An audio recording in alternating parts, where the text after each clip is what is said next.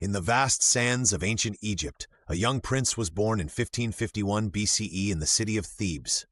His name was Ahmose, and he would grow up to become one of Egypt's most legendary rulers, a pharaoh who united a fractured land, drove out foreign occupiers, and forever changed the course of Egyptian history.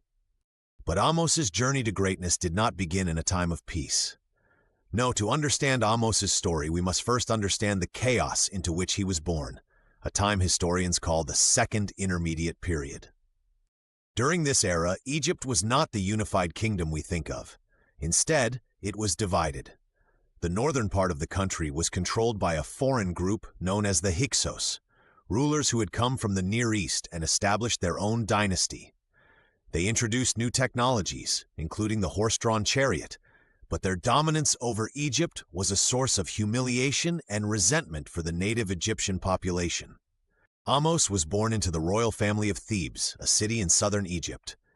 Thebes, under his father, Pharaoh II, was one of the few strongholds of native Egyptian power. His family had one mission: to end the rule of the Hyksos and restore Egypt to its rightful glory. But the struggle for freedom came at a high cost. When Ahmose was just a child, his father Seqenenre-Tau launched a campaign against the Hyksos. Seqenenre-Tau's mummified remains found centuries later tell a gruesome story. His body bears the marks of a violent death with deep head wounds likely inflicted in battle. With Seqenenre's death, the fight passed to Ahmose's older brother, Thutmose. Thutmose II took up the cause, leading daring raids against the Hyksos, but his reign was tragically short. He led a fierce campaign but died before the liberation was complete. At just 10 years old, Ahmose was thrust into a position he was scarcely ready for, now the new pharaoh of Thebes. The crown was heavy for the boy who had lost both his father and brother to the fight against the Hyksos. But under the guidance of his family and skilled military advisors, Ahmose began to mature into a leader of extraordinary resolve.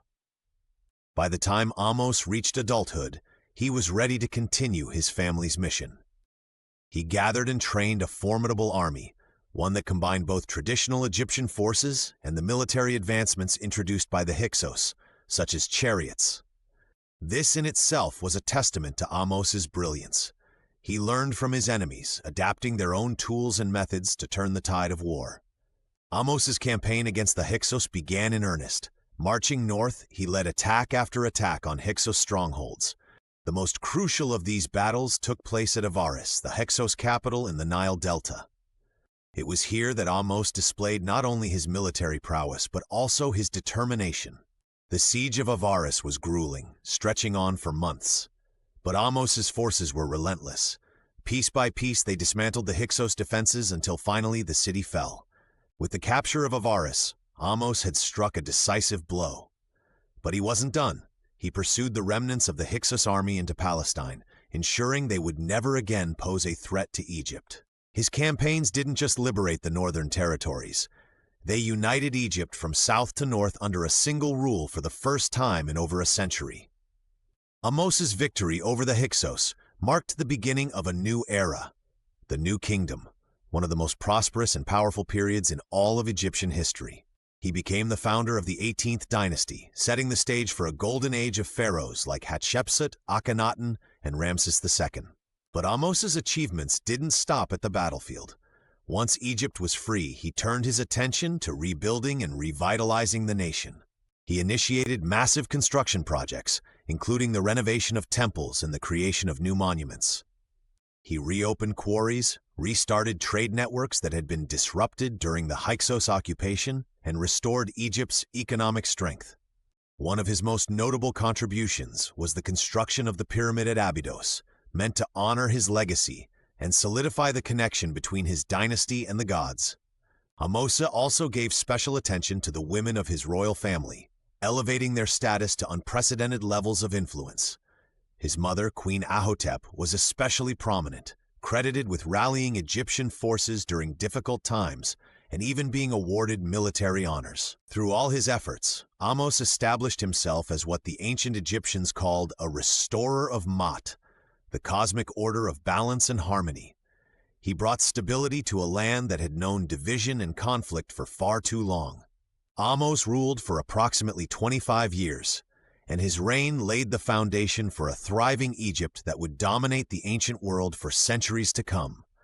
His victories, reforms, and vision made him one of the most revered figures in Egyptian history. When Ahmose died around the age of 35, he was buried in a grand tomb fitting for a king who had accomplished so much.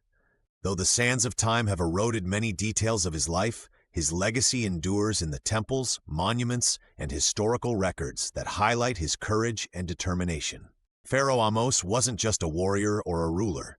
He was a symbol of hope and resilience, a leader who rose from the ashes of his family's tragedy to rebuild an empire. Through his vision and perseverance, Ahmose ensured that Egypt would not only recover from its darkest days, but shine brighter than ever before. Ahmose's story serves as a powerful reminder.